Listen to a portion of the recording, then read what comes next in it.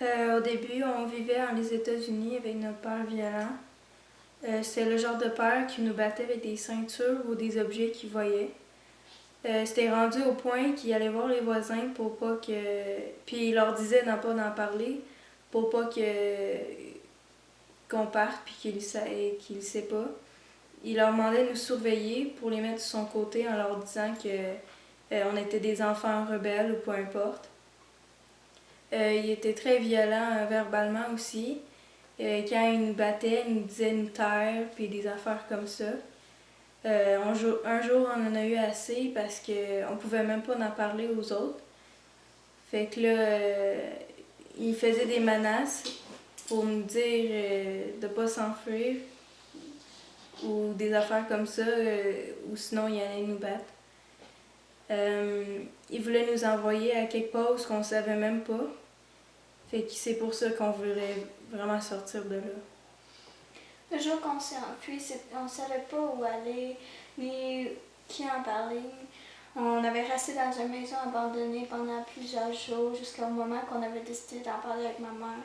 Elle n'était même pas au courant qu'on s'est enfui, elle ne savait même pas où est-ce qu'on était. On savait qu'on pouvait pas y parler, mais on l'a supplié pareil pour venir nous sauver. Et en tant que mère, elle a décidé de venir nous chercher pour nous amener au Canada parce qu'elle savait qu'on pouvait être en sécurité ici.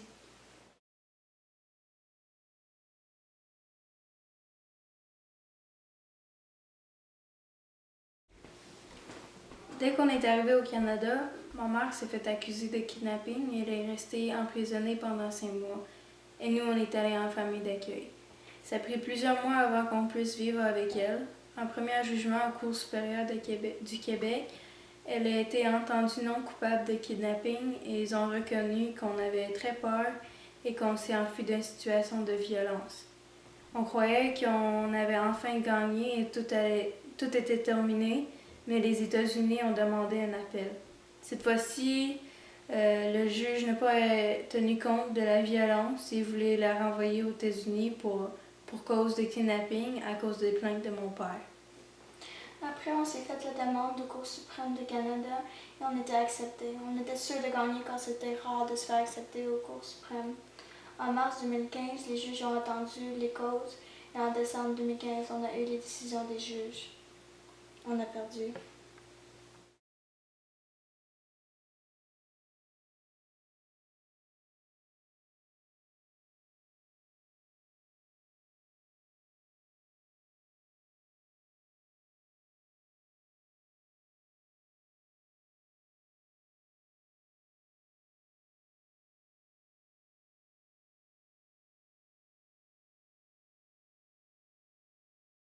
Ben, ça fait que on sent, d'une façon de parler, vide.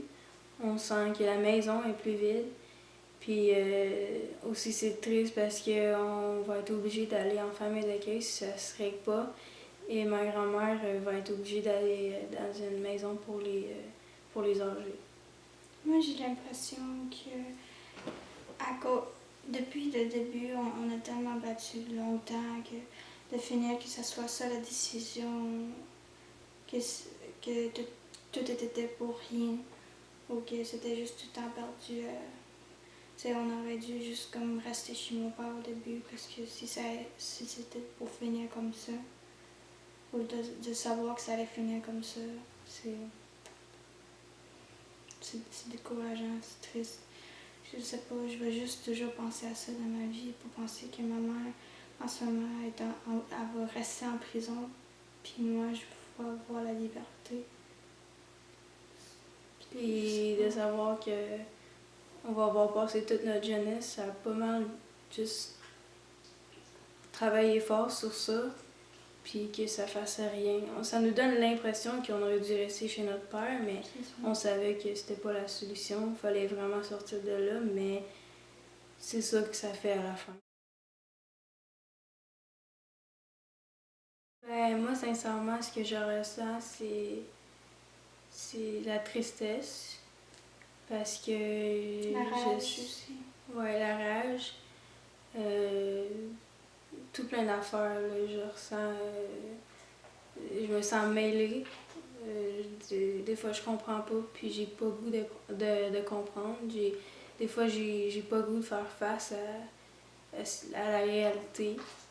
On dirait que je me suis planifié ma vie que ça soit accepté. Donc maintenant que ma mère se fait renvoyer en États-Unis, on dirait que je sais pas quoi faire, que maintenant il faudrait que je recommence, qu'il faudrait que je sais pas, que je repartir à zéro pour reconstruire parce qu'on était tellement. C'est comme ça, on était tellement sûrs de gagner, que ça allait être comprenable, que les juges allaient comprendre ou que ça serait. Que la décision ça aurait été bon, que c'est juste ça qu'on se fiait sur ça pour on allait gagner, puis après ça on allait être capable de respirer, on était capable de vivre une vie normale comme tout le monde, sans inquiétude, sans stress à tous les jours. Que aujourd'hui ça se peut qu'on ait la décision demain peut-être ou après-demain. Maintenant qu'on l'a, que c'est mauvais, je me sens perdue. La violence, c'est quelque chose qui va pas changer. C'est